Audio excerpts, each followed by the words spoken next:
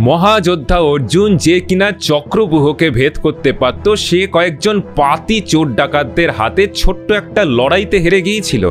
হ্যাঁ, ঠিকই শুনছেন, চলুন সেই গল্পটাই আজকে বলি। ভগবান শ্রীকৃষ্ণের মৃত্যুর পর যখন অর্জুন তার ভ্রাতাদের সঙ্গে দ্বারকার কিছু স্ত্রী এবং গবাদি পশুদের রক্ষা করছিল দুষ্কৃতীদের হাত থেকে, তখন একদল চোর ডাকাত এসে আক্রমণ করে, কিন্তু অর্জুন এই সাধারণ চোরদেরকে পরাস্ত করতে ব্যর্থ হয়। এতে অর্জুন সহ বাকি পাণ্ডবরা বুঝতে পারে যে তাদের সময় শেষ হয়ে এসছে। কৃষ্ণের মৃত্যুর সাথে সাথে দাপর যুগের সমাপ্তি হয়ে কলি যুগের শুরু, যেখানে বাসনা, লালসা, হিংসা আর লোভ সমাজকে বিকৃত করবে এবং সেখানে পাণ্ডবদের ক্ষমতার হ্রাস পাবে। তাই ৩৬ বছর রাজত্ব করার পর পঞ্চপাণ্ডব এবং দ্রৌপদী হিমালয়ে যাত্রা করার সিদ্ধান্ত নেয় পরীক্ষিতকে রাজা করে। এটা আমাদের শিক্ষা দেয় যে সমস্ত গৌরবময় অধ্যায় ক্ষণস্থায়ী এবং নিজের সময় শেষ হয়ে যাওয়ার আগেই পরবর্তী প্রজন্মের জন্য জায়গা খালি করে সবাইকেই সগৌরবে প্রস্থান করা উচিত।